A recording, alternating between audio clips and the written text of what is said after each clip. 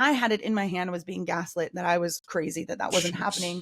Like, you should be thankful. That's a really popular item. And I was like, that's not the point. They're saying they're not doing it, and they are doing it. And so it was like this whole thing. And then the day that I decided, I know, right? The day that I decided to quit, 2 hours after I like posted on social media and said, I can't do this anymore, you guys, like, we're going to have a sale and I'm done. 2 hours after that is when they pulled that buyback program. Are you going through life blind? This is Eyes Wide Open with Nick Thompson. On this podcast, we share knowledge and stories that build human connection while elevating stigmatized societal issues such as mental health, holistic wellness, culture, free speech, and more. All to ensure we show up in the world with our eyes wide open. Our guest today is Roberta Blevins. She is an anti-MLM activist. She's educating victims on the systematic issues in multi-level marketing programs or schemes, whatever you want to call it. She's the host of the Life After MLM podcast. She was a participant in the Amazon docuseries LuLaRue, which was exposing the exploitative and, quite frankly, culty LuLaRue MLM program. Also, she is a mother, which is probably the most important of all of this. Roberta, thank you for returning the favor and coming on my show today. How are you? I'm great. Of course, return the favor. Yes. That was an easy yes. I was I still like blown away by the response of direct messages that I got from the episode. All so supportive of what we're doing with UCAN and our conversation. So it was definitely a good one. Very interesting, like to hit a different audience. Yeah, it was really great. And there were a lot of people that were like, yes, finally, I've been saying this. This is what I wanted you to talk about. And just really interesting. We love connecting the culty vibes of things, especially when they are really, really culty, and being like, oh, this is actually a cult. It's not just like a fandom. So being able to talk to you. Yeah. And open up that conversation about reality television and the way that people are treated. I'm just excited to explore that on the show even more. Yeah, it's pretty wild. And it's funny because I had someone on my show, a friend of mine that I met last summer, and this is where she told me, she's like, dude, it sounds like you were in a cult, because she was in a cult for 10 years. And I'm like, really? And then when she was telling me her experience, I was like, God, it's actually shockingly similar. So yeah. It really started resonating with me. And then the more I looked into it, I found you, Ashley, all of those things. I'm like, oh my God, it isn't just me that thinks this or feels this way. Like, there's people outside looking in that feel the same way. Absolutely. Yeah. Yeah. So let's flip the switch here, and we'll start out with my favorite question to ask anybody, which is, what did you want to be when you were a little kid growing up, and how did that lead you to where you are now? Okay, so this is actually, I have been asked this question before, which is why I've connected the dots already, and it's hilarious. But there were a couple things I wanted to be growing up. Things that I was like, as a little kid, I wanted to be like an oceanographer or something, because I thought it would be so cool to like be underwater and like explore the underwater world. I still love the water. I live in San Diego, and it's like a big part of my life. But I had this like Barbie, like create an outfit, like plate thing in the 80s, where you would have these plates, and then you would put the crayon over, and it would make like a carbon copy, and then you could color it. So it was like a fashion designer kind of game. My sisters had that. I loved it. And I would design all these dresses and all of these outfits. And that was probably when I was, I don't know, like preteen or so. And so in high school, I really, really wanted to go to the Fashion Institute of Design and Merchandising and become either a fashion designer or like work in the merchandising aspect of fashion, which is really interesting. And I ended up getting in and then wanting to save some money and take like college credits to get some of the basic stuff out of the way before we like get into the fashion aspect. So I went to college, just a community college near my house, and it was just flooded with all the kids from high school that I was like, oh my God, I was trying to get away from you guys. And so I decided— High School 2.0. Yeah, it was literally High School 2.0. So I was like, you know what? I'm going to take a year off and maybe weed some of these people out. And I decided to go to beauty school because it was like a really flexible job. And I figured when I went back to fashion school that having like hair and makeup skills would be helpful in terms of like being a designer or working on sets or whatever. And so I did that, and I ended up just really loving hair, and I did hair for a really long time.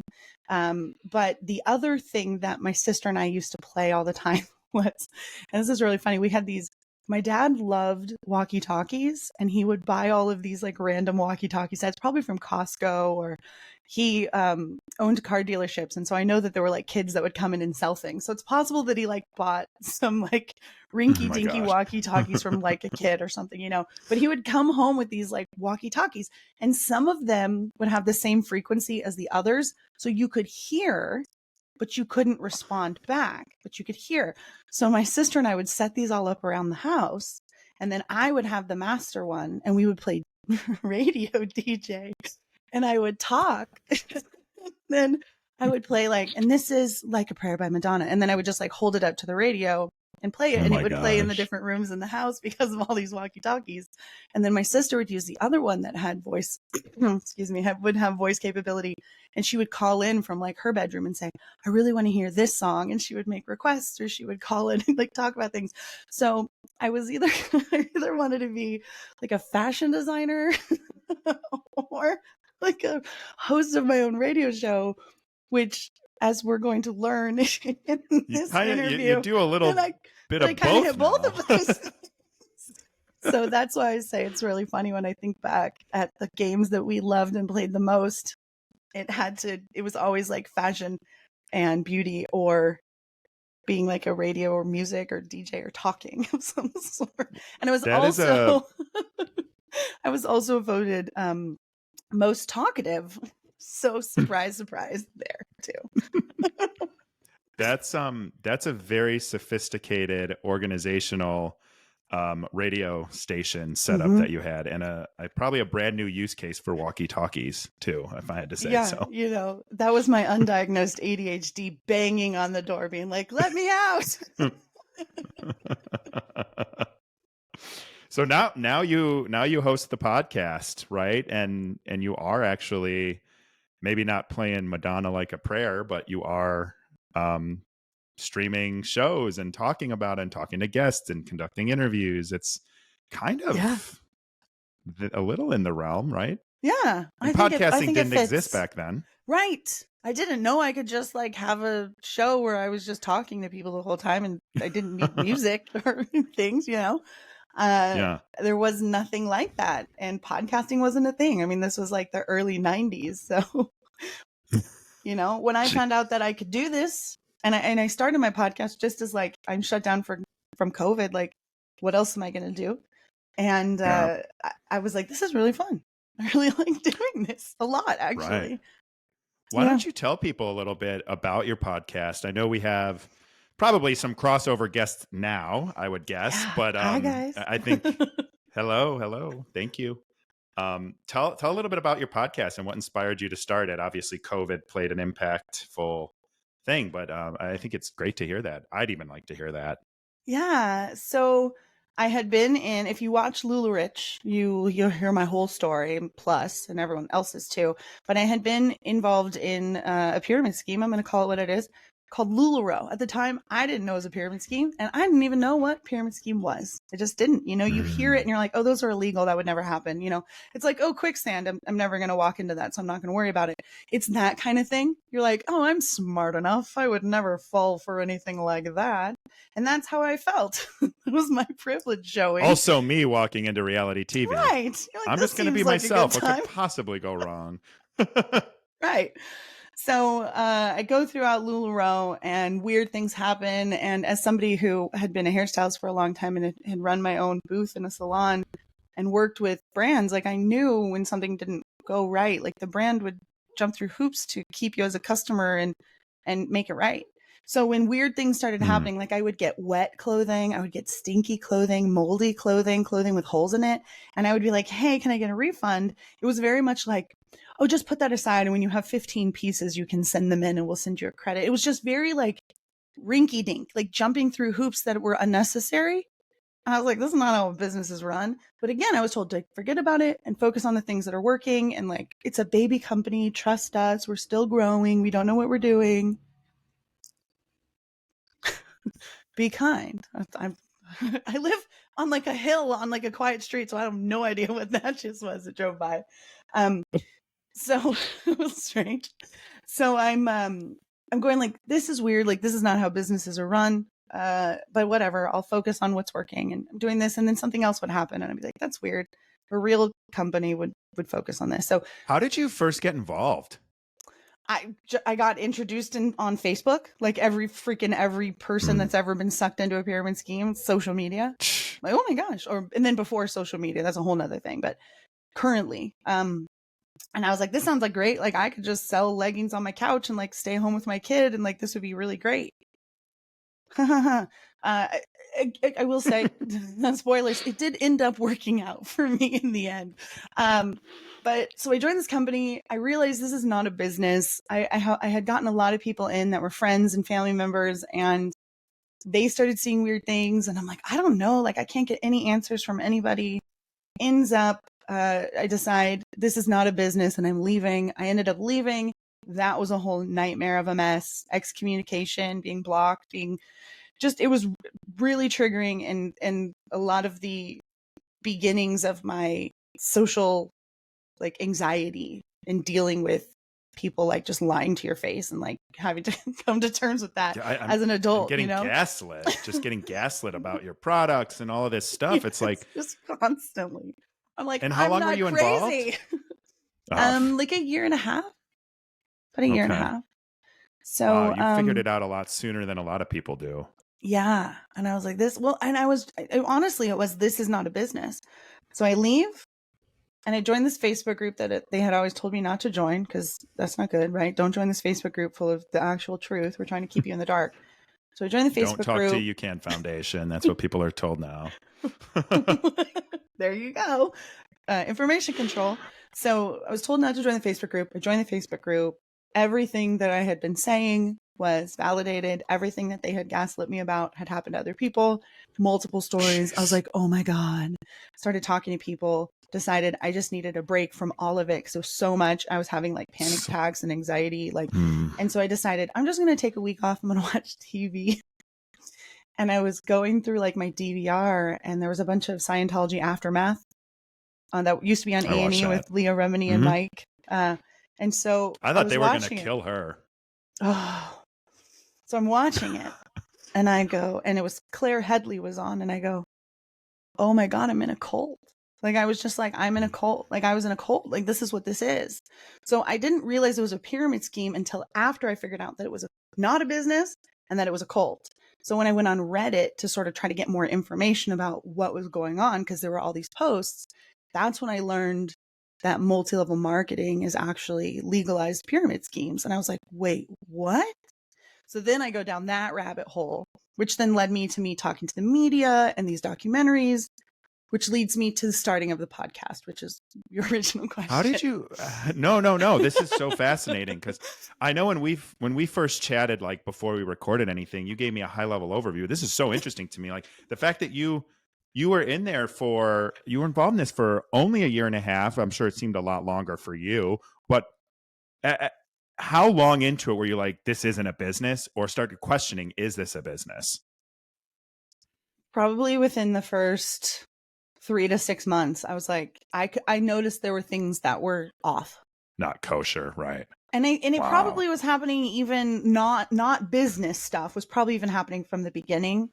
There were weird things, like there was a lot of love bombing that made me not question things. There was a lot of like, oh my God, I was told, because I'd had a blog before, and I had worked like with brands on social media and things like that as an influencer, if you want to call it that, back in the day. They were like, oh my God, social media. You're such an asset. You're going to be our rock star. You're going to be like our social media guru, And I was like, yeah, like these random chicks I've never met see my potential more than all the people in my life do. What? Yes. So I was like in this space of like, I'm a rock star. You can't even talk to me. Okay. Like I was floating above cloud 9. I was above it. Well, they kept lifting you up. They're lifting you up. It's the love bombing. And here I'm in Southern California, which is where they were headquartered. And so I'm only like an hour and a half from headquarters. I'm an hour and a half from the owners. So when events would happen, a lot of times they'd be like, we're going to have a party tomorrow night. everybody else in the country is going to have to find a plane to get there. I was like, I can get in my car. I'll be there. I'm coming. So I was able to be there at a lot of events. And so I was deep. I was really deep. I thought these people cared. I thought these people like really did see potential and not just another dollar sign. So there was a lot of that like emotional, I felt like I had really put a lot of myself, my heart, my passion, like my blood, sweat, and tears into this. And to find out that I'm just a number, I'm just like another person, I call it a load bearing brick in a pyramid. It was really hard. So I'm, hell have no fury, like a woman scorned. I was like, they fucked with the wrong bitch. So we're so much alike. I know, right? So in the media, well, and to tell you too, like that's how I felt in my whole reality TV thing, where they're just like, this is where you could find your wife. You're doing everything right. You're going to be a huge success story. Your relationship is the reason I created this show. All of these things coming at you. And then it's like the moment they're done making money with you, it's like ball hunt, never to be seen again. Right. Yeah. Yeah. So absolutely. oh man, we didn't talk about that love bombing piece, but that's absolutely also relatable. So I'm sorry to interrupt you there, but you were saying that you were a woman scorned, right, and came out guns blazing. And here's the thing, like MLMs have been around for a really long time, since like the 1950s, and they've been legal in the United States. And then the United States is kind of the standard for this industry. So sort of everywhere else since 1979, legal. That's why a lot of people are like, oh yeah, the 80s. There sure were a lot of Avon parties and all these things, right? Because these businesses were now legal. They can now operate as a pyramid scheme legally because of Amway. So there's a lot of people that like, when they come out of these, whether they didn't do well in Mary Kay, or they didn't do well in Tupperware, they didn't do well in USANA or Amway or whatever, they're basically gaslit and told that they're the reason that they weren't, it's your fault. You didn't work hard enough. You're not good enough. You're not smart enough. You're not cute enough. You're not whatever enough. It's your fault. It couldn't be us. It couldn't be us legal pyramid scheme with a 99% lapse rate. It couldn't be us. It's obviously you. And so people internalize that. They feel super guilty and shameful about it, and they never talk about it. And so when I started talking about it, the media, who had wanted to talk about this but could never find anybody who would go on the record, they were like, we would love to talk to you. And I was like, I would love to talk to you too. How did they find you? Actually, before we do that, I want to hear, before we do that, we do got to cover that. I want to hear, how did you get out? Like, what was the breaking point when you were like, F this, I'm out? And then what was that like? Because you said they kind of beat you down on the way out, but you were still confident enough to be public about it. So I made money the whole time. I was one of the people that had enough sales and enough people on my team that I was making money. I wasn't making a ton of money. I wasn't making more than I was making with the job that I left. I was not, I'm not the person making hundreds of thousands of dollars. I didn't do that thing. I made a normal livable wage for a normal person living in Southern California. The problem is I started seeing that my friends and the people underneath me were not making the same money that I was. Some were better at sales, some had a little bit of a team, but a lot of people were struggling. And there were people that would come to me with this sort of future faking and this cognitive dissonance of like, if I could just take this $2,000 that's for my mortgage and I could buy LuLaRue with it, because there's this new capsule coming out that everybody wants. If I could get $2,000 worth of LuLaRue, then I could sell it. I could make $4,000. I could pay my mortgage, and I'd have another $2,000 to buy more LuLaRue. And I was like, you need to pay your mortgage. Like, I don't trust that that's not going to happen. Like, you need to pay your mortgage. And I had already felt like weird things were happening. One of the things they talk about, and this was really the final straw. I want to say this was the final straw. There was this buyback program that LuLaRue had introduced, that they talk about in the LuLaRich documentary called the buyback, like it was 100% buyback program. And they were like, we're going to give you everything back 100%. It's a no risk obligation. You can join, you can always get your money back. Well, a lot of people, when that happened, a lot of the people that were on the fence about leaving were like, I can get all my money back, I'm bouncing. And so LuLaRue ended up paying so much in refunds and 100% that they were losing money, and they ended up having to pull this. But they told all of us as leaders, as people that had teams, it's not going anywhere. We're never going to take this away. This is our guarantee to you because we believe in the product and we believe in you so much. And we all bought it, because who wouldn't buy that bullshit coming out of this man's mouth? So we're like, of course, he would never do anything to hurt us. It's like, so we would reiterate that to our teams. Yeah, we're reiterating it. He never had to say it to them. He said it to these people who said it to these people who said it to these people who said it to me. And then I said it to people underneath me. So no one's really getting anything from headquarters. It's all being disseminated down the pyramid. So I have to say, the buyback's not going anywhere. You can tell your people if they want to join, all this stuff, right? Like up until the very second when they were like, psych, it's over, like as of right now. And they sent all of us an email on a Friday, like 5:00, like see you on Monday. And they're like, buyback program's over, starting effectively now. Goodbye. Boop. And so many people who had counted all their stuff, had packed it all up, was just waiting for shipping labels from them with notifications, were left without anything. And there were people that had sent their money in who were still waiting on refunds, who had not even gotten their money back. But I knew that they were reselling these returns because I was getting returns in my boxes up until I left that had other people's names or notes or stickers on the tags or things that I knew did not exist anymore that were like from capsules or years back that I'm getting as new items. I was like, this is no. So, and that's when I was like, I made the right decision. So it was like this preemptive, like something weird is happening. I don't want to be a part of this. This is not a business. Something weird's going on. And then the reiteration of them pulling that program that they never would have pulled, like they said they never would, within a few hours of me leaving was like, yeah, I made the right decision. And then I just knew. And then I was pissed because... What did you tell your people? And how many people do you have reporting to you or on your team? I had at the peak, I don't know at the point when I left, but at the peak we had 75 women underneath me. Like whether it was directly underneath me or directly like underneath someone underneath me who had a team, and it just branched out. They called it a tree, and it would branch out. It looks like a pyramid still, but yeah. It's an upside, it's a pyramid. it's a team tree, but no, yeah, it's a pyramid. They'll call it anything to get away from that tetrahedral comparison. They don't want that. Right. So, that's when I was like, okay, it's not a business. Like that's clearly, it's not, it's a cult. Maybe Leah Remini said it's a cult. So maybe it's a cult. And now she the media did say it's a cult. Well, no, but like, no, she didn't. Well, I mean, okay. Leah and I have met since, and we all agree, but at the time she had not said it yet, or at least agreed with me about it. Right. And I was like, Leah says that, this is how cults are run. And this is what's happening to me. And this is just like Scientology, but like it's leggings instead of aliens, like something's going on. And, I started talking to the media. Leggings and dresses and skirts and just women's clothes. They had some men's clothes, they had some kids' clothes, but the focus was on women's clothes. They were brightly patterned. There's lots of colors so that you can mix and match, and you could wear solids, and just a fun top to wear with jeans or whatever. But you watch LuLaRue and you start to realize that the designers were overworked, and they were just finding clip art on Google and like replicating it and adding different colors and not actually paying for anything. Then there was like licensing issues and lawsuits, and it was just wild. Like everything was a clusterfuck, and you watch it and you're like, how is this not a scam from the beginning? Like there was no insurances in place for anybody.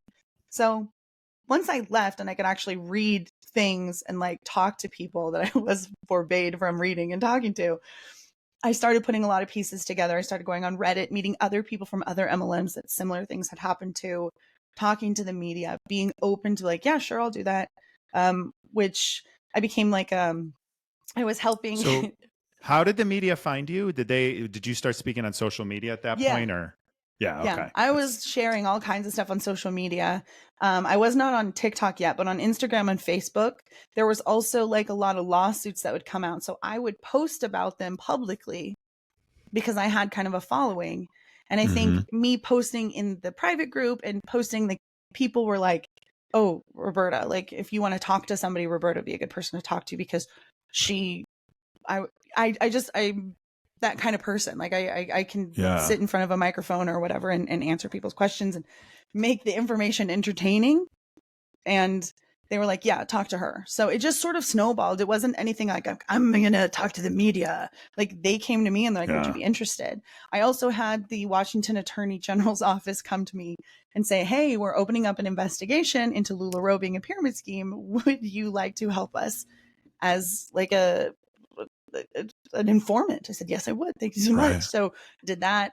Vice News came and said, we want to do a small documentary about you and a couple other people in this whole LuLaRue thing. Would you be interested? I said, yes, did that.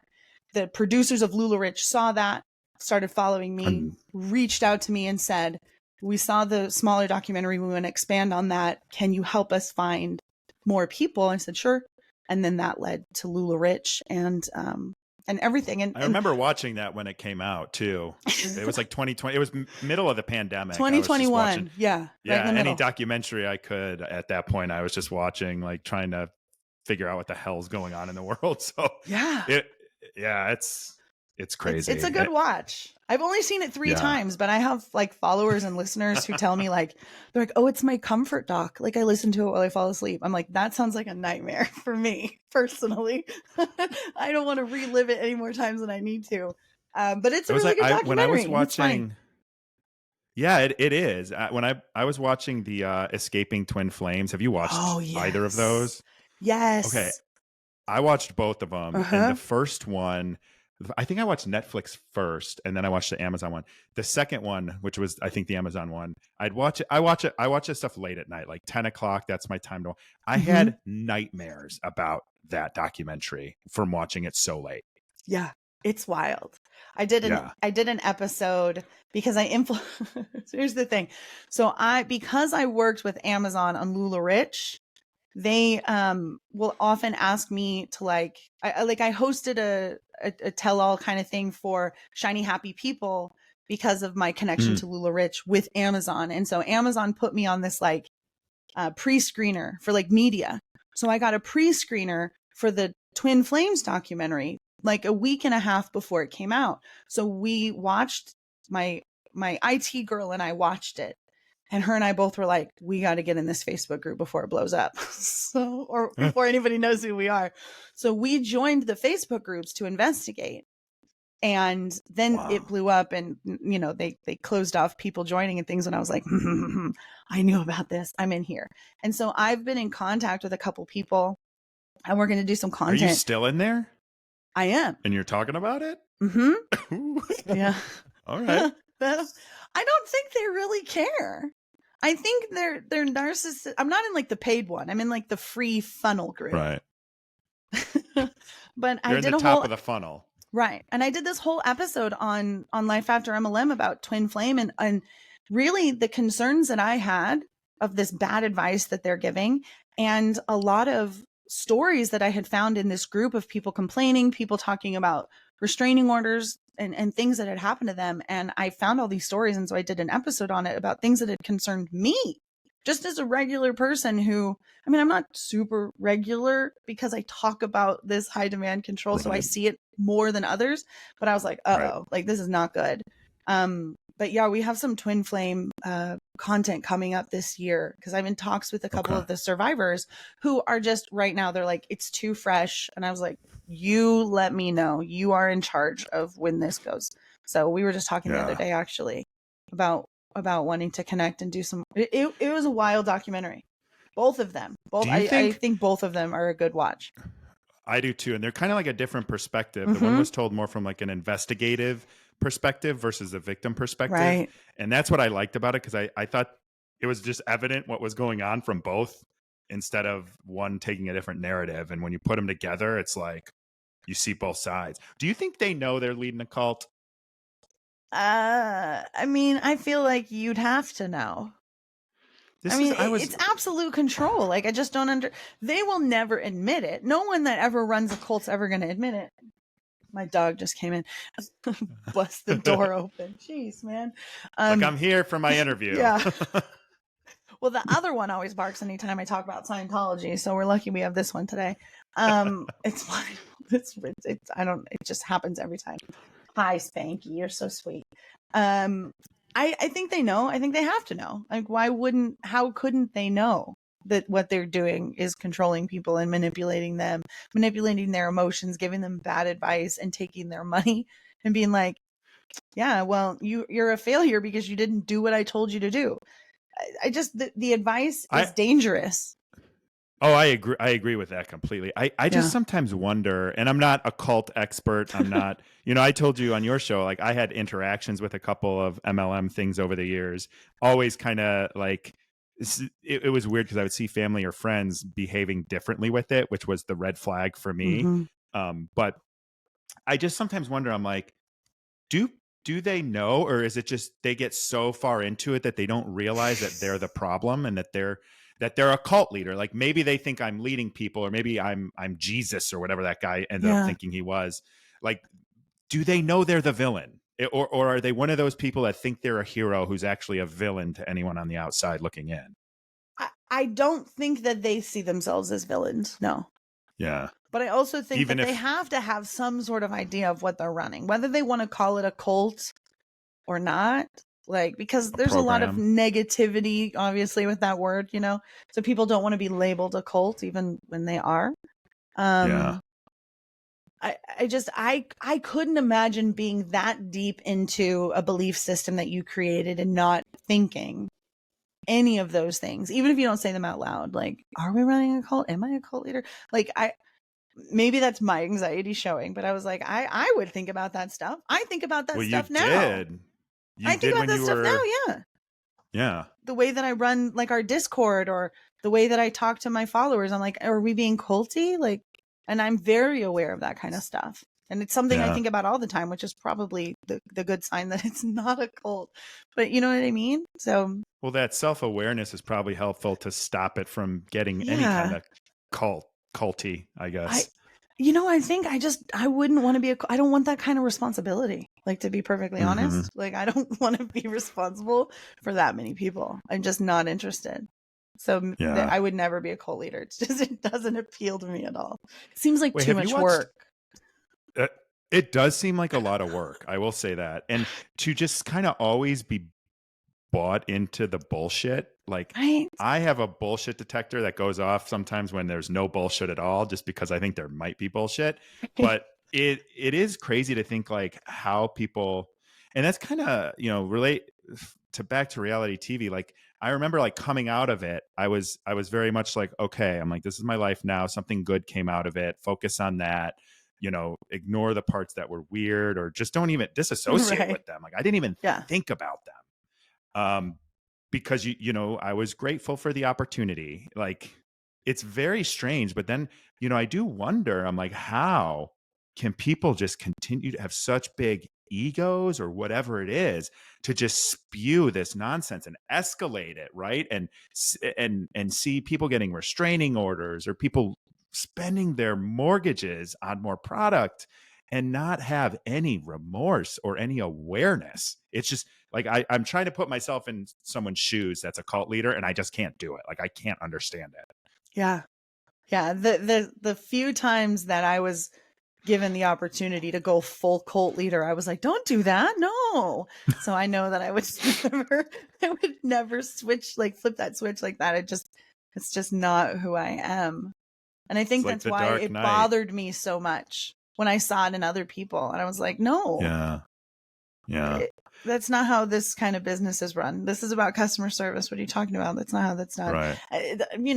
A lot of the reps would like shame people if there were holes in their leggings. They'd be like, oh, well, did you buy the wrong size? And I was like, ooh, we can't be saying that to people. It was that kind of stuff. So it was very much that like everything was everyone else's fault. It's so funny because you say that, and then I think back to the Twin Flames documentary, and what was it was like the mirror exercise or something, where it's like whatever you're feeling, you're projecting, so you got to say it back to yourself. That's the same kind of thing. It's like, oh, those were low key insults, like, oh, maybe, and then you sit there and like, maybe I should have bought another size bigger, and it's just like it's a low level manipulation right there. It's awful. Yeah. So so basically what happened was I had been on other people's podcasts talking about LuLaRue, and I had really enjoyed being on podcasts as a guest. And I had some friends who were doing sort of like a low key anti-MLM podcast. And I had been a guest and they're like, it was so fun having you on. Would you like to co-host every now and then? If we need a co-host. I was like, yeah, that sounds fun. So I get all this stuff, right? I get all the mics and everything to be like, I'm going to do a podcast. This is so exciting. And I started even interviewing people. I was like, I interviewed people. We've got all this audio, like you can, whatever. And the other people were like, I got all this stuff going on in my life right now. Like I can't get to the audio to edit and I can't come to that interview because I'm busy. And they had legit reasons, but I was so gung ho. I was like, I had this hyper fixation. I was like, I want to do this. I want to have these conversations. Like, this is so healing to me. This is something that I want to do. And so I got this idea. I was like, why don't I just start my own? Like, why do I need to be a co-host or a guest? Why can't I just start my own show? I was at the time I was a hairstylist, shut down by COVID. I was going through a divorce. I was living back at my mom's house because not making any money and going through a divorce equals where the hell am I going to live? So my daughter and I are living, and my mom had extra rooms and she lived by herself. And so we lived there. So I didn't really, the privilege for me was that I didn't have to worry too much about the money that I wasn't making because I did have a roof over my head, but I didn't have a lot of stuff to do. So, I mean, honestly, I watched Tiger King, I watched Love is Blind, and I started a podcast. That's what I did. And I was like, let's just start this podcast. Let's just have conversations. And I would reach out to friends and followers and other people that I knew. And I said, do you want to talk to me about your time in this MLM or this MLM, or let's talk about LuLaRue. And I just started having conversations. It was never meant to be something that would become my full time. It was never meant to be a job. It was just let's get through this year together and let's talk about all the stuff we're seeing on social media. And, I also knew LuLaRue was going to be coming out because I had filmed it already. And I was like, if I'm going to do something, if this is ever going to be anything, I had never monetized any of my content to that point because I was like, it's not original. It's me taking other people's words and putting it on like infographics and being like, look at these statistics. I didn't do this research, but I felt like it was information to share.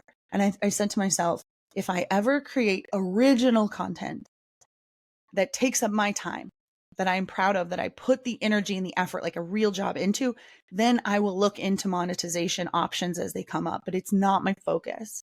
And so the show was really rough. I didn't know how to edit. I didn't know that was a thing. I didn't stay on mute. And again, ADHD. So I'd be like, oh my God, me too. And like jump in.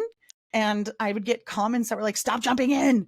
Stop comparing their MLM to your MLM, and I was like, but that's what I do. And then I got my ADHD diagnosis and I was like, oh, so then I learned how to use mute and I learned how to respond to questions that didn't make me seem like I was trying to steal the spotlight, but was still connecting. Cause it's a learned skill. It's not something that everybody thinks they can do it and they just can't. And it's a learned skill, all of these things. And so every episode, the show got better and better. And when LuLaRue came out, it skyrocketed.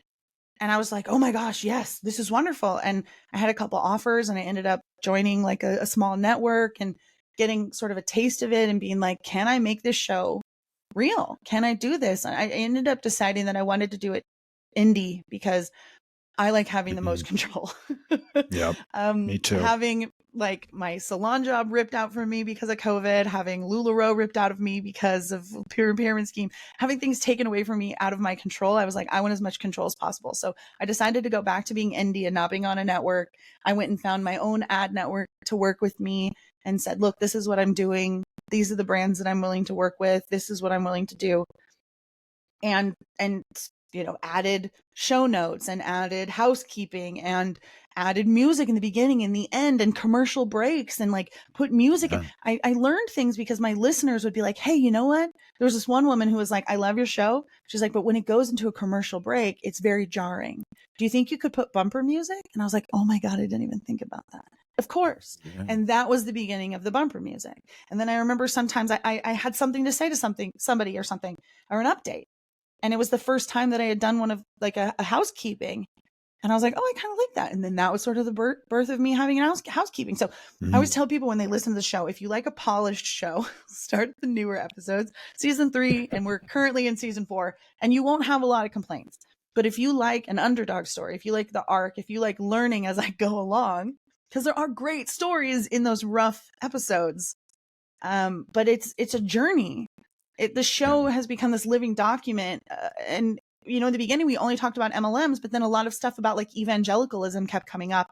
So then we started talking about evangelicals and Christians. And if we're talking about Christians, then can we talk about why Mormons are more likely to do this and why that is and why Utah? And so we started having all these questions, and then that led into exploitation of not only like jobs and businesses, but like of people, and not like non-consensual exploitation and things like that. And sometimes I get pushback from the purists who are like, hey, this is called Life After MLM. And I was like, yes, it's my life after MLM. And these are my questions about what's going on in my life after MLM. It will always have MLM. There's always going to be an MLM thing. I do activism. I work with different consumer advocacy. We go to DC and have connections and talk to people. So that will always be in my background because it is my background. But I'm going to talk about the cult of this or the cult of that, because I think if you're listening to my show and you've never experienced MLM, and you can listen and you can laugh along and enjoy and commiserate with us and be like, oh my gosh, I'm so glad I never joined that when somebody asked, it might not ever connect, but you might feel similarities to things. And then when I do an episode about the thing that you're in, whether it's a church or a group or a gym or whatever, and you go, oh, it's relatable. My God, all of a sudden you see it from a completely different lens. And you can see the exploitation and you can compare it to your own experiences. And then you have even more empathy when listening to these victims and survivor stories where you're like, oh, that's like that time I went to summer camp and that thing happened. Yeah. And you can connect it and you're like, oh, I know exactly how they feel. And I think the more that we can add compassion and empathy to victim stories and we can connect them to our own lives, the way that I connect with my ADHD and say that this is how I know that I feel what you're feeling. The more that we can do that and look into those similarities, I think the more we see it. You can watch a show like Love is Blind and be like, dang, something's weird's happening. I don't know what it is, but it's a little red flaggy and I want to know why. I'm going to look into it and look at those things and compare them to experiences that you can actually connect with and relate to. And right. So well, I think we ventured into other topics is what I'm, long story short. Yeah. But you know what I think is super interesting about this, and first of all, it's your show. Anybody who doesn't want to listen to it doesn't have to listen to it. I say the same thing here too. I had someone complain. People pleaser over here. Okay. I'm not. So it's, you know, I am in some instances of my life, but I'm not in a lot. Like, I don't really, to me, like, no offense to anyone out there, I don't really care what you think about me. Like, you can think whatever you want about me. If you know me and you have an opinion that you think I should know, then great. Like, let's talk about it. But I don't care what strangers on the internet think about me or my show or whatever. But one of the things I think is so interesting about sort of tying those elements, and I think it was actually with Ashley that we talked about this on her show or my show. I don't remember which one, but the cohesive control or the elements of that are in so many areas of our life. And I think what's so interesting, and even me with my friend Callie Easel and connecting my experience to her cult experience and talking to you and talking to Ashley and seeing that these things are so similar, but in our everyday life, there are parts of our life that are about cohesive control, or we are being controlled in work, in all sorts of different elements, like Ashley and her Alcoholics Anonymous story, saying that that was very culty. All of these little things that we have in our life are about control. And especially, I think, since COVID and the media and everybody coming together. Do you ever see that that video of, I forget which news it was, but it was like all the local news reporters and anchors all saying the same thing. Yeah. Creepy. Yeah. And so creepy. And I think about, like, it's all control. Everything. Yeah. It's in our everyday like scripted life. And just handed. It's very Fahrenheit 451. And yeah. My fave, 1984. Yeah, it is. Yeah. It's very like junior year high school reading requirements. Like all the books we had to read in high school, they were like, whatever. I go back and I go, oh my God. It's so Ray Fahrenheit 451. And George Orwell. George Orwell are like, this is what's happening. We're like, oh, okay. Yeah. I just Animal found, Farm too, you know? oh Lord of yeah. the Flies Well, it's even. programming. It's almost programming. You know, it's Yeah. funny. I actually, when we read Fahrenheit 451, so here, I used to hate reading. I don't really love reading. I like listening more, so I'll listen to books more than I'll read them. But I remember reading Fahrenheit 451 in school and being like, this is really scary. And It's I like could my like favorite book. already envision it happening.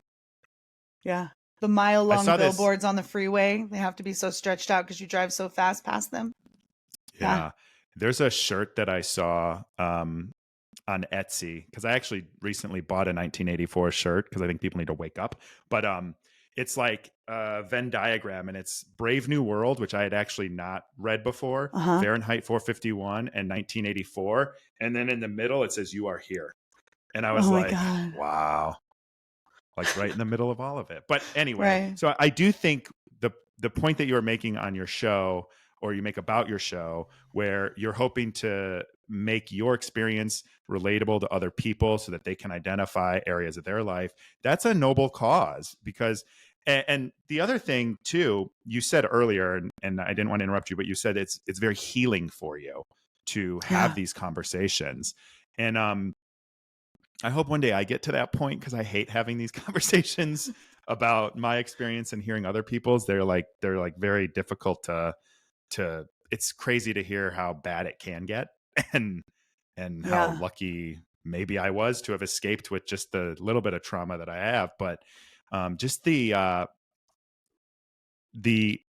connecting people through their stories and learning to hear their stories, and at understanding that it's their personal experience, and you can relate to it or not relate to it, but that doesn't mean it's not valid. That doesn't mean it's not healing to feel like you're not alone, because that's another thing, that feeling of isolation, the shame that comes with some of this stuff too. I think it's a noble cause, and I don't think you should I know you won't, but like worry about people that don't want to listen to it. Who cares? Yeah. I mean, in the very beginning, I think I took a lot of things a lot more personally because it was fresh. And I was like, this is my baby. If you don't like it, you don't like me. And I know that I'm like a pretty nice, likable person. So like, if you don't like me, then I don't know. But it's just, I took it personally. And now I just realize, like, sometimes I'll respond. Most of the hate, honestly, the hate quote that I get is from people that are in MLMs. And it's really just like, you don't know what you're talking about. You are obviously bitter. You obviously couldn't do it. You obviously failed. I was like, you obviously haven't seen my documentary. Like, and those probably come from a fake account, because they're not allowed to interact with you as being a part of the MLM. So it's probably a fake account that they're not supposed to have, so that they can come and yell at you. Yeah. Sometimes. Right now, there's an MLM that I'm exposing that got the fact that I talked about it at all got the attention of the owner of the MLM. And then like the mega huns, which is what we call like the people at the top of the pyramid, which are like, one of them's his daughter, and then the other one's like the other person's daughter. So there's a lot of nepotism and cronyism going on. And they are the ones that are, quote, attacking me. I don't think they're attacking. They're leaving comments and things like that. They've messaged me on Instagram. They've messaged me on TikTok. They've left comments on Instagram and TikTok. I was mentioned in their weekly webinar. Like, they talked about me for like 4 or 5 minutes. The fact that they have a weekly webinar. Yeah. They're company wide. Like, the whole MLM company tunes in. And for like almost 5 minutes, they talked about how I don't know what I'm talking about. I was like, then don't even bring me up at all. Like, so many people found me from that. I was like, whatever. Like, I stand pretty confident in what I put out there, or I wouldn't put it out there. If I was like, I don't know how this is, I wouldn't even post it. So, you know, it's like, I don't get into fights I can't win. Like, I'm not going to jump into a fight where I have no information. I'm going to be very prepared to debate someone. They want to debate me. And I was like, I cannot debate that this is a scam with people who are actively in it, because you do not see what I'm trying to say. And I have facts and statistics and receipts and hundreds of victims that can back it up. And you just have this really incredible passion for these vitamins that are going to change everybody's lives. And I'm not on board with that. Like, we come from two completely different places. Right. Yeah. It's like, you know, my therapist just said this to me this week. She's like, there's there's like facts, and then there's like the way people feel about the facts, and you Right. can't debate with somebody's feelings. And so it's like you gotta like separate what is a fact versus how someone feels about the facts, because that's where you can kind of get into like a Right. no-win, back and forth, contradictory situation. Did you ever get threats or cease and desists, or did you ever fear for your safety? I don't know how deep this goes, but You know, I've heard stories of people that have gotten threats and like have had like sextortion, sort of like their intimate photos leaked and stuff. And we have episodes what? on the podcast about this. Yeah, it's wild. So I've heard like the worst of the worst. And like you, a lot of times I'm like, thank God that didn't happen. You know, thank God I wasn't in that situation and someone didn't hack my phone or, you know, whatever. And it always just makes me be like, double authentication, like double checks on everything because of those things. Because I've heard those stories happening. For me personally, what happened when LuLaRue came out was I had, I don't know, maybe half the TikTok followers I have now. I'm like 150,000 followers or something. And Oh wow. so a decent amount of people were following me. And I was like, yeah, like we're going to go live. We're going to do all this stuff. Like join us here. And I said too much. I let the enemy know my plan. And so what they did, I don't know who it was. It must have just been LuLaRue people in a group chat. And they ended up getting my TikTok account banned for like bullying and illegal goods and services and like violence and weapons and all kinds of random things, which just because I had had so many violations because of this whole like press junket of me doing this, they were shutting me down constantly.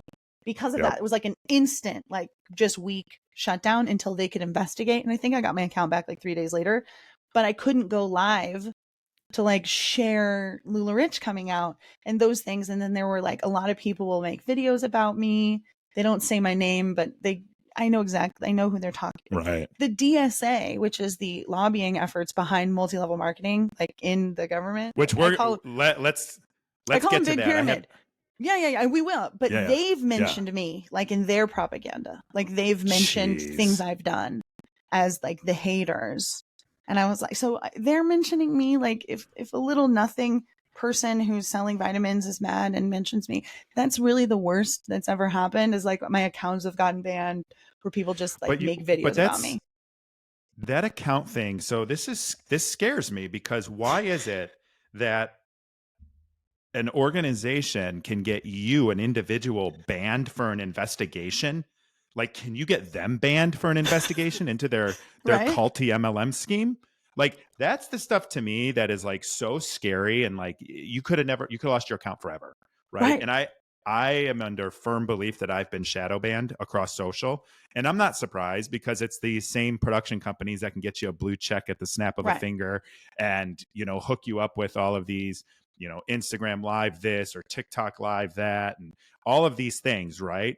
My content like goes nowhere now. Even on LinkedIn, I used to have a very engaging product marketing flow. I would get like speaking opportunities at product marketing events. I would have people reaching out asking me to mentor them because they wanted to get into product marketing. I'll post a very helpful, informative article that used to get probably like 50, 60 interactions with it. Now 2, 3 impressions, 500, if even. Wow. And it's like that on social too. Like it's so funny. Like I posted a clip from a podcast a few weeks ago, actually a couple months ago now. And I think it got like 7,000 views, which it's a lot for, but for 300 some thousand followers, that's not a lot. Right. No. And a guy who was my guest has, I think 40 or 50,000, posted another clip and his went insane. Wow. It's like, so my point on that is they have a lot of power. They have the power to get your TikTok shut down, right? They have the power potentially, maybe, I'm making assumptions, shadow ban me so that I'm only in an echo chamber with the people that already follow me, right? I've been interviewed even recently by very it's almost like feels like entrapment, the way that they're trying to get you to defame people and talk about like respond to crazy things that production has said or whatever, right? So it's like they come at you in ways that like you can't even envision or can't even imagine. And that has to be scary because you're whistleblowing, and it's not just a powerful company or two companies. It's an industry that is lobbying, which I had no idea until I met you. So does it scare you? Like, does it scare you that they can theoretically shut down your free speech and censor you if they get enough power or you become a big enough threat? I mean, I know that what we're doing, like as a collective, like I'm just one person in this entire collective, like of people who are speaking out against multi-level marketing, and the anti-MLM community. So I'm not really super worried because I know that what we're doing is hurting them. And I know that they know that if they take one of us down, we're just going to come back more, because we'll be like, they took down so-and-so. Like, so I think that there's a balance there where they don't want to cause too much attention on this community because they don't want anybody to look at it. They want us to be like, they're just crazy. They're just failures is what their thing is. So they can't like bring too much attention to us, because then it negates what they're saying, is that we're nobodies, we're nothings. Don't waste your time. We're not going to waste our time. So I'm not super worried about them coming at, excuse me, I'm a hiccup. I'm not super worried about them coming after me, just because I know that I have facts and they don't. Like, they have opinions. They can't prove me wrong. So no, I've never gotten a cease or desist. I've never been sued. But the other thing is I use a lot of protective language. I have two friends who are lawyers that work in the anti-MLM space with me. And so, and they're listeners. And so if there was anything ever, they'd be like, Roberta, you got to cut that out, like immediately. I'm not worried about that. I have people from the FTC that listen to me, that listen to my show as what companies to look into or what to keep tabs on. I've met them. They were like, we're huge fans. I was like, are you what? Huh? You? The FTC listens to my show? Like, it was that sort of feeling. So I know that we're making moves. I know that we're making waves, and I know that we're making them nervous. They've put a lot of money into trying to get Gen Z to be like into MLM, and they've got to be way ahead of the curve on that. With TikTok? They're so terrified that Gen Z is not going to be pro MLM, that they're going to be anti MLM, because it's their whole new generation of victims. Yeah.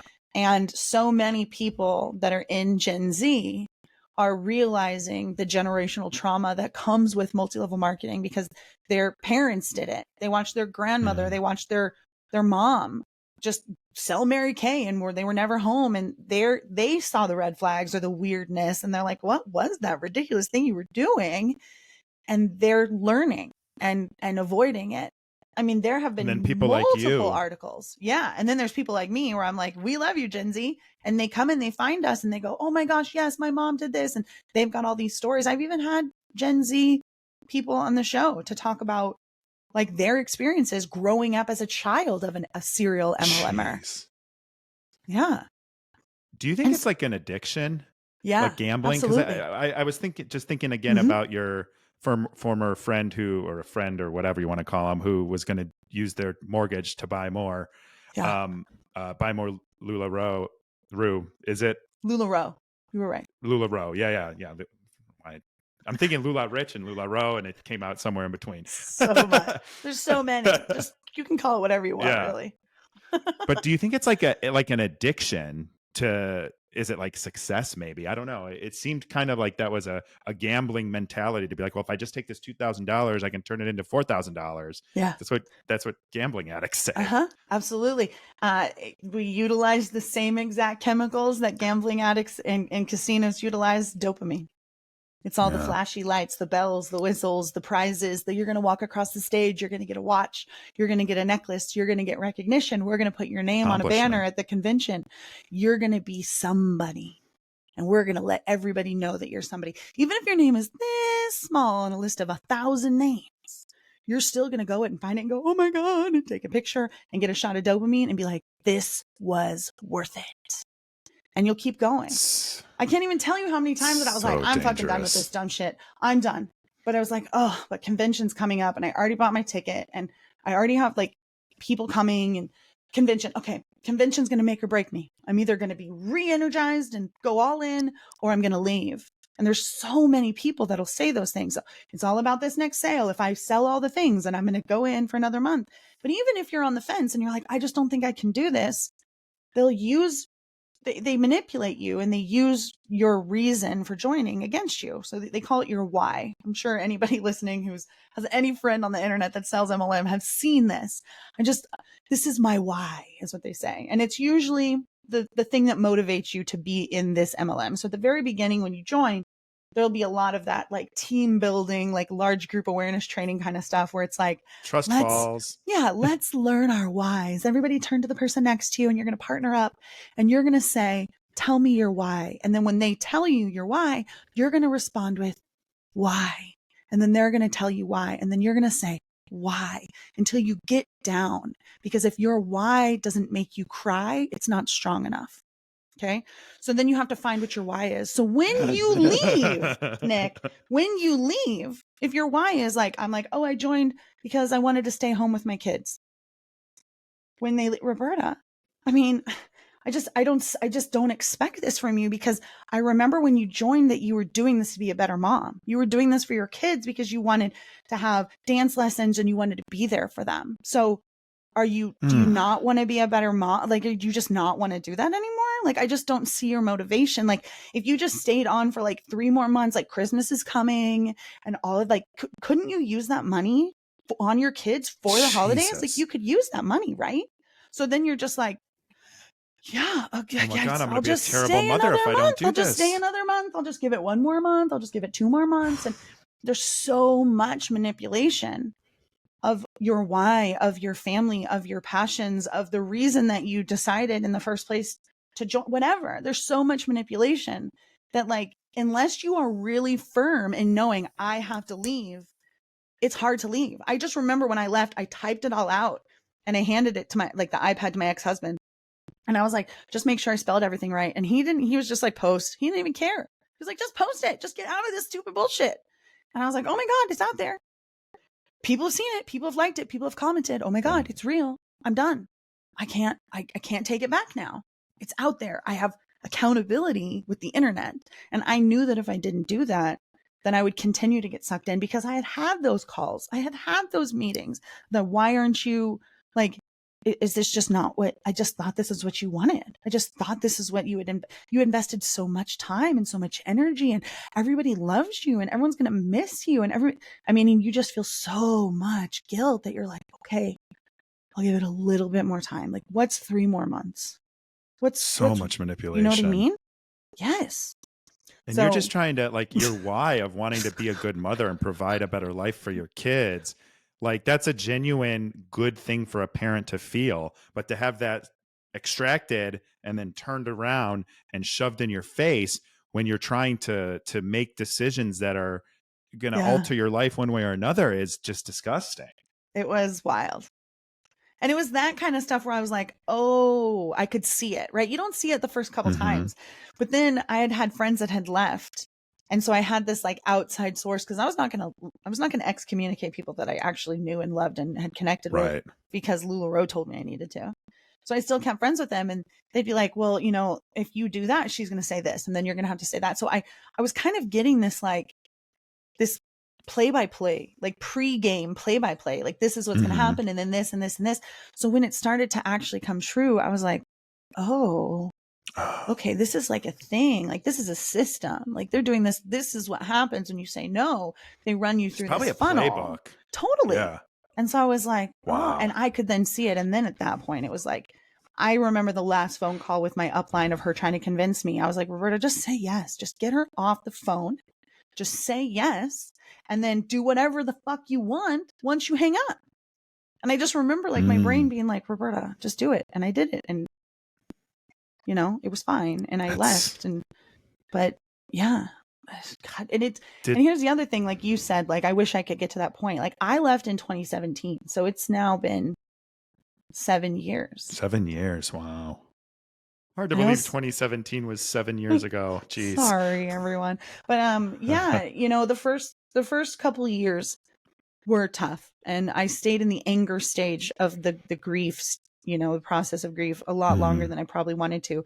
But I also I went through a lot of the anger stage in those Facebook groups with other people and being like, what? Well, you don't believe this, what? And getting really angry and really being like, the whole time, and being like, Very oh, this is Travis a Kelce of you. system. Thank you. I love him.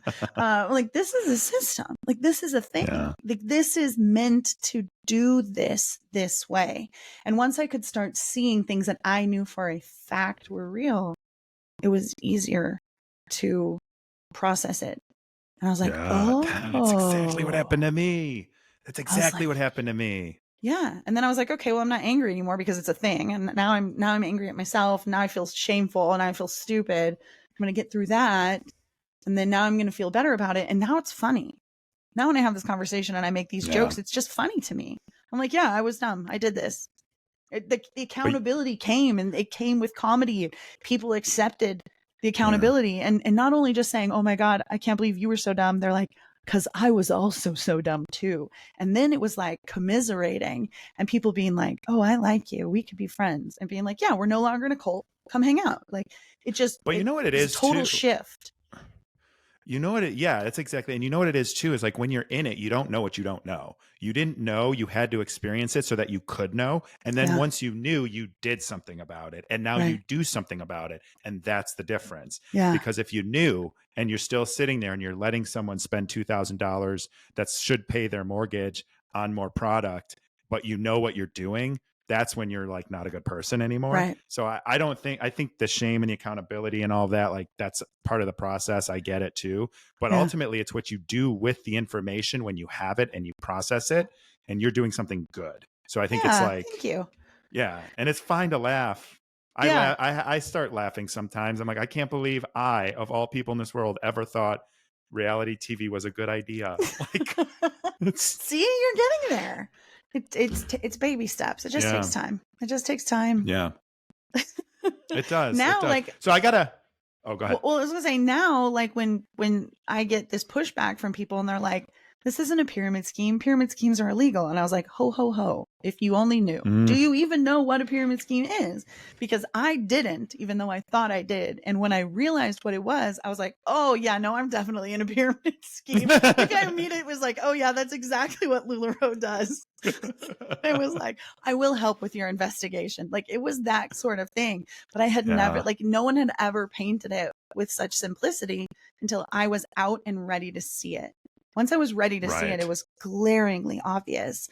But I had so much cognitive dissonance. I had so much confirmation bias. I had so much sunk cost fallacy because I put so much time and energy and effort. I had turned down hanging out with my friends or my husband or my kids because I had to go to this webinar, or this was really important, or we'll do it tomorrow instead. And I had missed things that I would have really liked to do for the sake of this cult. And then, then leaving, I was like, oh, duh. I could see that was one of the things I wanted to ask you. Like, you just kind of answered it, but did this have an impact on your family, your relationship, your friends? Like, what type of impact? It obviously had an impact. Like, what type? Did you lose friends over this? Did this contribute to like losing relationships with family? I was really lucky. I think if I lost any friends, they would have just probably been online friends that I didn't know in person. There wasn't any real person who was like, I can't handle you. I'm done with you. I ended up getting my sister into LuLaRue, and she did okay. And when I told her, she goes, "What's going on?" I was like, "I'm leaving." And she goes, "Okay, if you're leaving, I'm leaving too." My sister was like, "I'm done." Like, there was no, like, well, then you're dead to me because I love these pants. Like, there was nothing like that. She was like, "Look, if you think something's wonky, I'm done." And it was very easy. And some people were like, "Oh, okay." There were a couple of people that were like, "Yeah, you guys were in a pyramid scheme. Like, you didn't know." And I was like, nobody ever came to me in a loving, caring way to say, "Hey, I'm concerned. This seems a lot like a pyramid scheme." Everybody's just like, "Oh, you're in a pyramid scheme." And I'd be like, "Nuh-uh." You know what I mean? Like, no one ever came with compassion. No one ever said, like, "I actually love you and I care about you and I'm really worried. Like, let's do a profit and loss statement together." No one ever did that. So even the people outside were not as supportive as they could have been. I'm not faulting them, but the way that they like came back at me when I was like, want to buy some leggings? And they're like, you're in a pyramid scheme. It didn't work. Like them trying to make a joke or whatever just pushed us farther away. Luckily, I didn't lose, like I said, I didn't really lose any friendships other than the friendships that were in the MLM, of the people that are still in LuLaRue, or still pro MLM, that just, you know, think I'm a hater and whatever. Like those are really the only people that I lost. Oh. Well, luckily, that's a relief. That's a, Yeah. I can imagine. I mean, I keep thinking about the person that was going to use their mortgage. I'm like, does your partner know about that? Do you, if you have she one? got out. Like, what about your she kids? got out, Okay. and she was able to send her stuff back and get a refund, and as much as she could. And they still have the house, and they're still good. So she actually had another baby, and they're doing good. And I believe she's got a normal 9-to-5 job and is no longer selling LuLaRue. So she did not lose her house. But there was a moment there of, oh my God, what are you doing? Yeah, it's like shake people, right? Yeah. So we've talked a little bit about it. I was shocked to hear that there's a lobby in Washington to fight against any legislation and laws to be passed, prohibiting, restricting, regulating, whatever. Tell me, is that, you got to go? No, we're good. Oh, we're good. okay. It was just a different alarm that I forgot to turn off. I've got alarms that go off all the time. I'm like, what the fuck is going on here? Anyway, I was like, oh yeah. So tell me about this lobby. Like, what do they do? What are you doing with your activism and your advocating to change the, I don't even want to say industry, but I can't think of anything better. Change the industry. Yeah. So the lobby is called the Direct Sellers Association, or the Direct Selling Association. I think it's sellers, but the DSA is what we call it. You can look it up. They have offices on K Street. They are 100% a lobby. MLM is in fact a $190 billion a year industry, which is more than the NFL, music, and Hollywood combined. I don't know, maybe thanks to Taylor Swift, they're gaining a little bit on MLM, but most watched Super Bowl of all time. But MLM is still beating out that combined. So yeah, they like to buy senators so that they can buy votes. They are very like pro business, but like not actually pro business, because they're not really a business, they're a scam. So they like to insert themselves to make themselves seem really legit, like they are a real business, because there are like literal direct selling before MLM was a thing, when people were just selling door to door, like the Fuller Brush Company or Kirby Vacuums or anything before MLM. That's when the DSA started. Like they had like efforts to make sure that this was a safe industry and that the people were getting paid properly and that there was protections and all of this stuff. But in 1979, when Amway was sued by the FTC for being a pyramid scheme, and through a couple loopholes was found to not, for some reason, not be a pyramid scheme, they were able to like legislate. Oh yeah. There was an MLM that went down that we're going to do an episode on soon called Costco Interplanetary. It was shut down for being a pyramid scheme because it had these specific criteria. So when Amway was basically sued for being a pyramid scheme, they hit those same criteria, but they legislate, or they sort of argued that it wasn't the same because of this, and this wasn't the same because of this.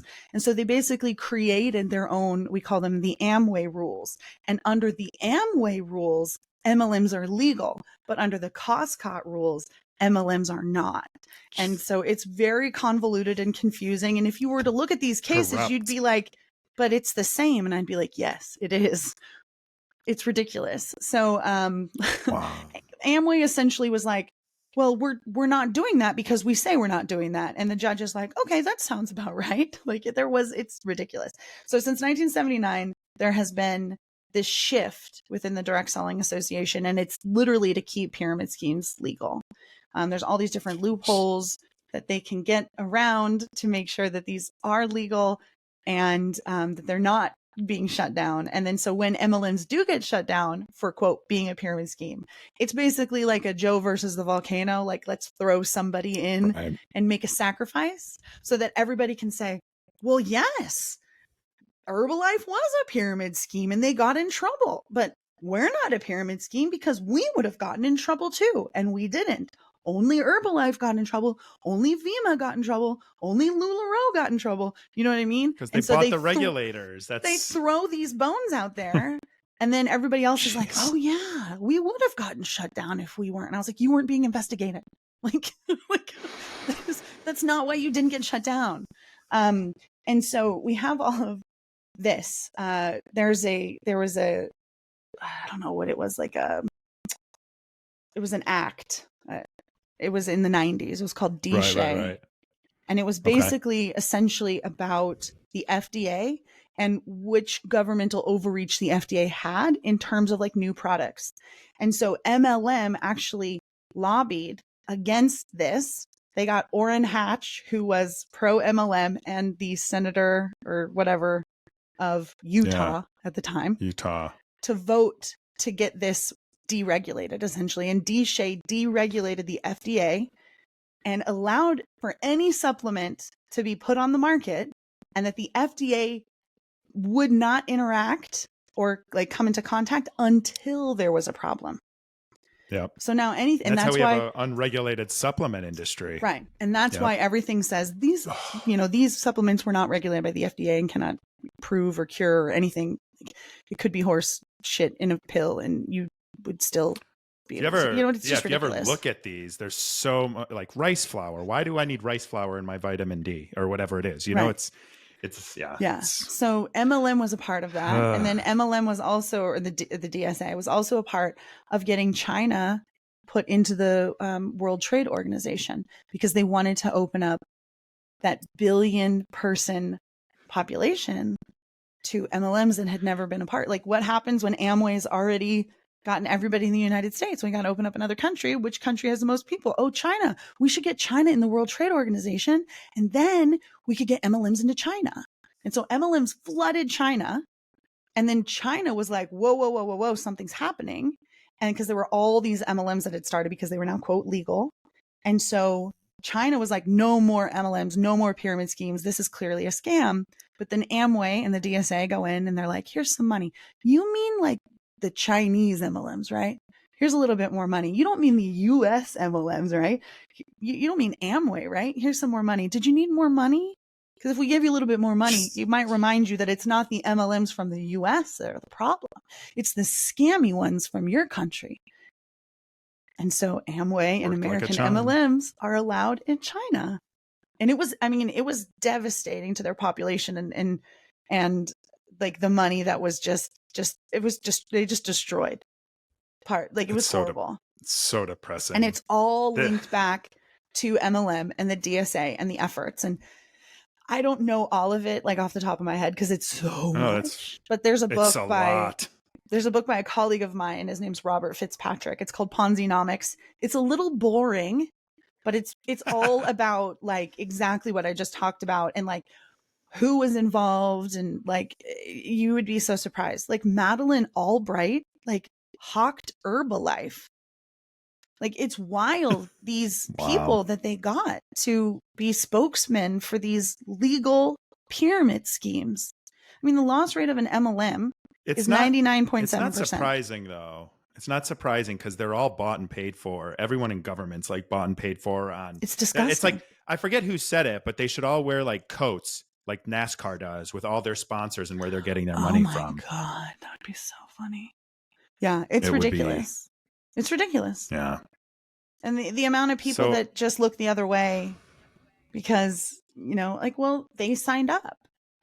It's not our fault they couldn't sell it. I'm like, it's a 99.7% loss rate for MLMs. Gambling is only 95%. Gambling. Jeez. So it's worse than gambling. Worse.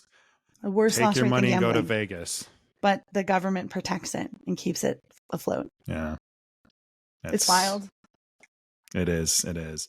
Well, I would love to, good God. I mean, that's got to change too, but I guess we'll add it to the list of all of the, I just hate the way that it, our government's supposed to work for us as individuals in a collective group. And the fact that it works for these lobbies. And I would have never guessed MLM had a lobby until I met you. I would the thought never would have crossed my mind. No. And then to think of all the impacts. Yeah. Why would they? It's Yeah. crazy. What I want to end on a little bit of a higher note. Okay. before I know, I'm like, but before devastation. but I think one of the things I think is super like relatable is while you're spitting fire at the industry, right? You're like empathetic towards the people that have lived it or are living it. Right.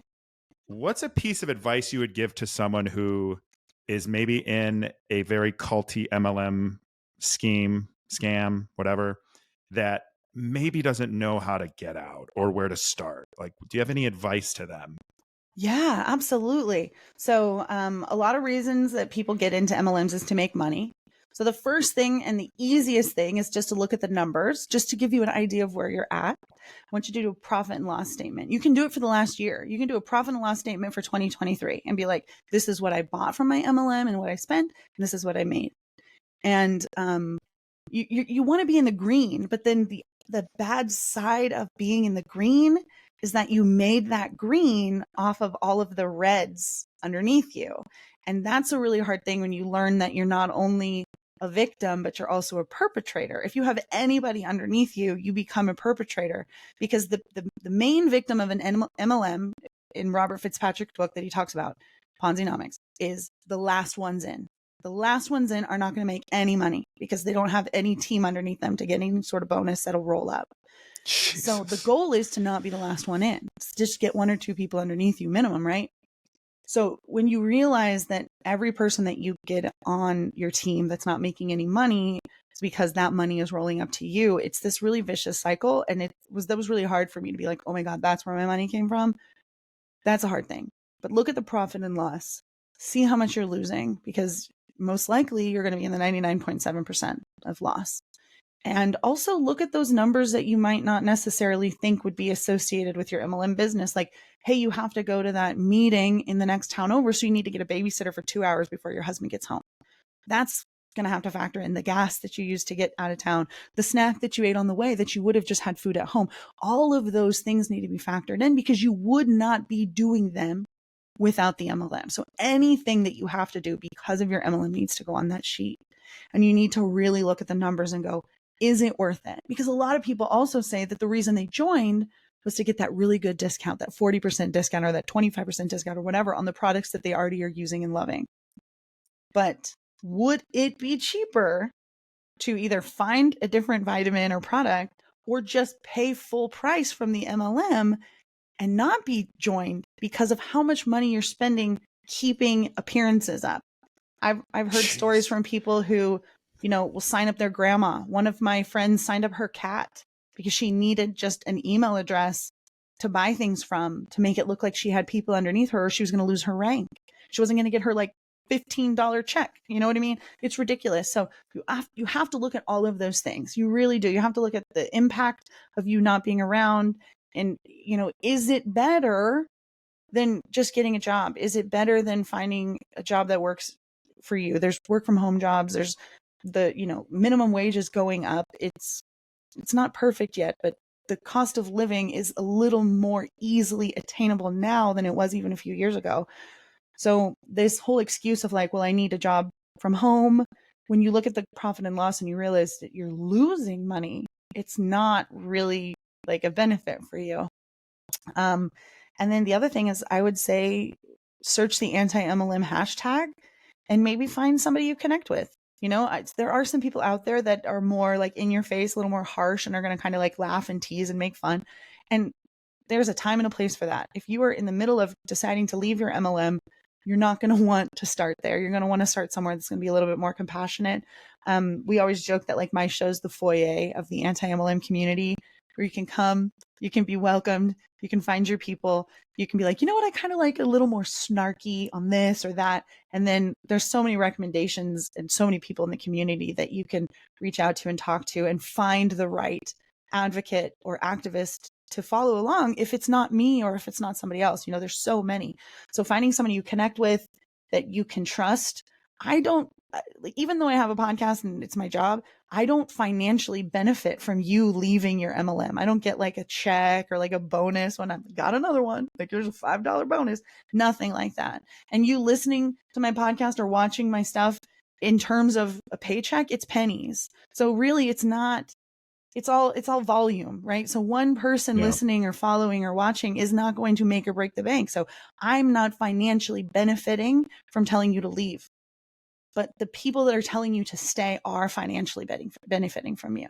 So figure out where that money's going and who has a vested interest in getting it, because it's not me.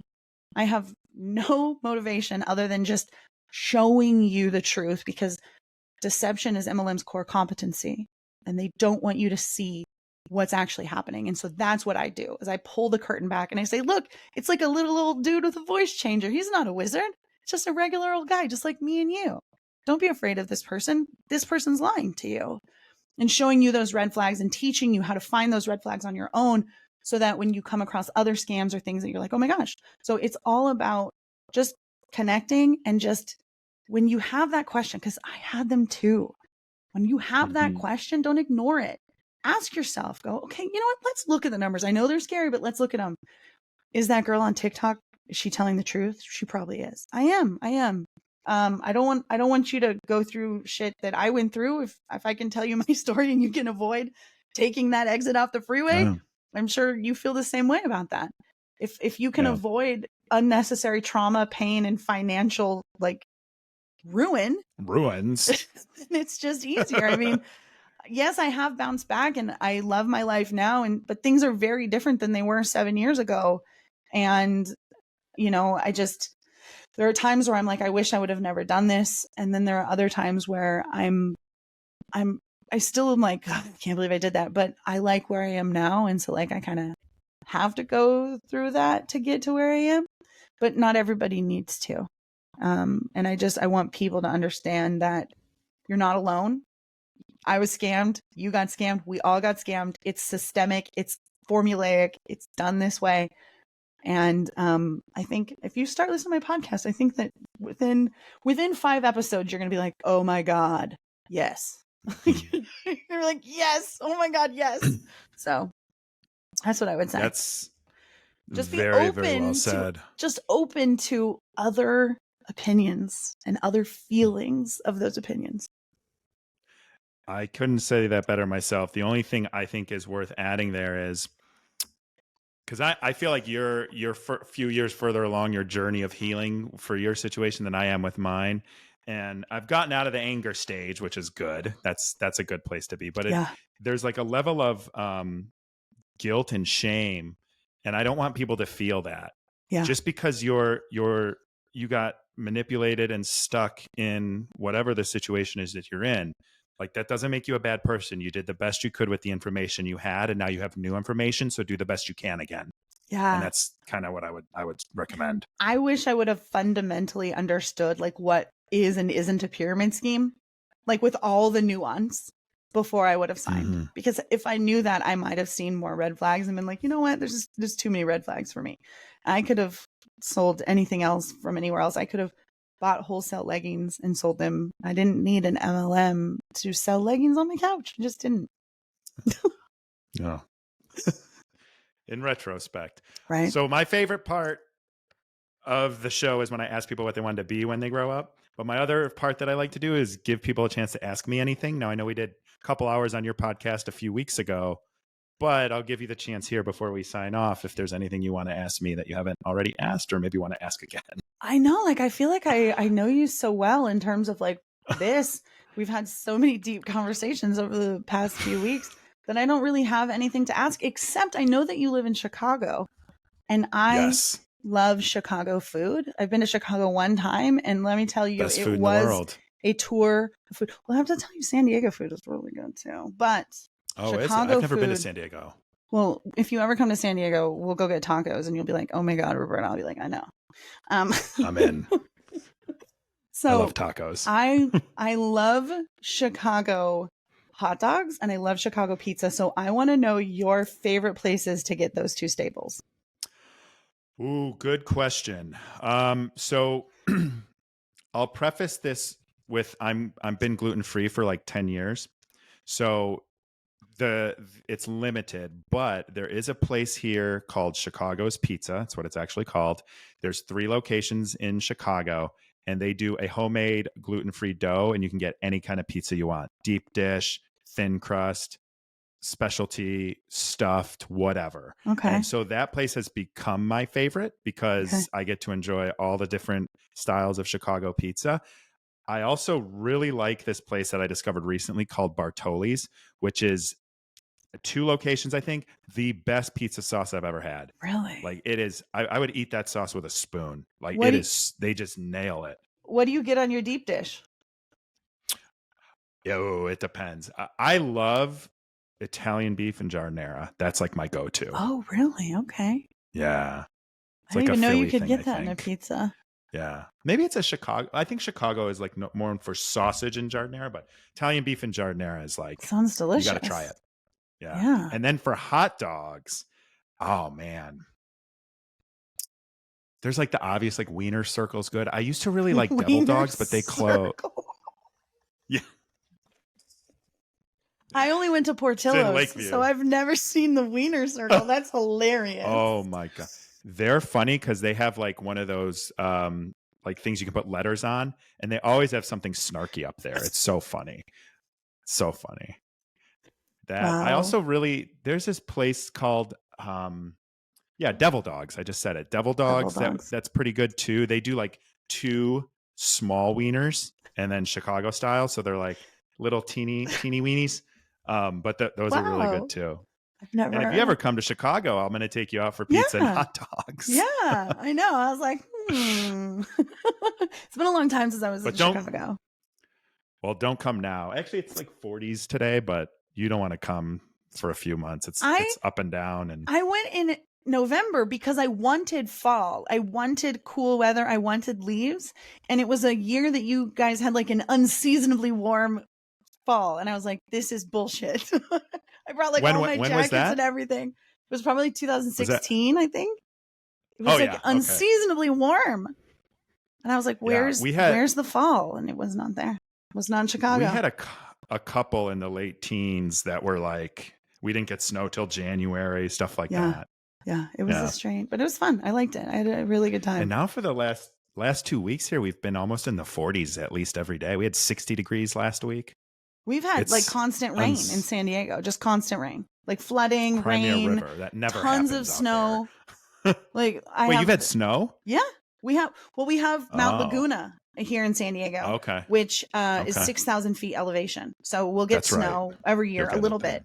And I have a view of it from my front porch. And the other day, I mean, it's the snow is mostly gone now, but came outside and it was white. And I was like, oh my God, it's so beautiful. And then the next day it was like just patchy white. It's like, nah.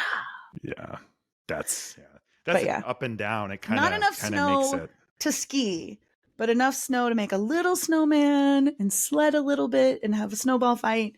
And then the next day be like, where'd all the snow go? It's perfect. Yeah. Well, I have to get to San Diego because I've wanted to go for a long time, but I would probably be disappointed if it snowed while I was there. Yeah, well, you'd have to be in like it's not going to snow at the beach or anything. Like you have to be up in the mountains for it to snow. It just rains a lot. This is our rainy season, the spring. Once it hits like May, June is when it becomes summer, and then we're summer until like November. It sounds amazing. This is the first winter in Chicago that I've been like, why do I live here?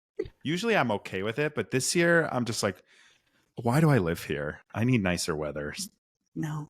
But it's the food. Huh? It's the food. It's the food. 3 months of summer. Yeah. It's the food. Anytime I ever think about leaving San Diego, I'm like, but the tacos and all the things I like.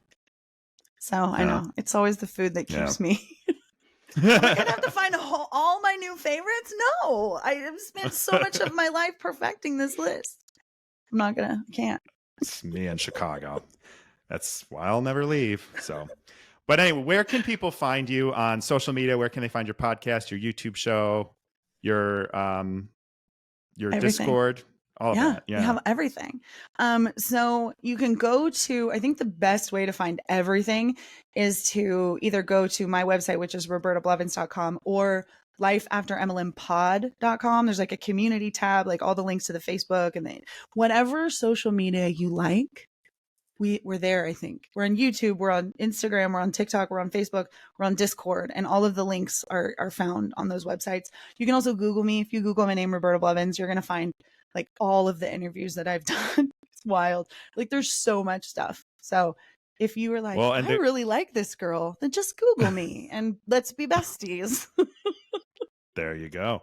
And I will say too, all of those links are down in the show description, so they don't even have to Google you. Yeah, perfect. They're all down there. Yeah. Well, thanks for coming on. I really appreciate your time today. This was awesome. And this is my new tagline, I think. Well, it's worse than I thought. And that seems to be the case with everything. So. That's a great tagline, actually. That's perfect. It's worse than I thought. Yeah, absolutely. Maybe that'll be my new podcast where I talk about what's wrong with the world instead of trying to talk about what's right with it. But Woo. Well, thank you. Worse than we thought. It's always so fun to talk with you. So I thoroughly enjoyed this. Thank you for joining us on this week's episode of Eyes Wide Open. If you enjoy the show, the best way to support us is by sharing or dropping a review. For more information and content, check out engagewithnick.com or find me on Instagram at nthompson513. Don't go through life blind. Do the work so you can show up in the world with your eyes wide open.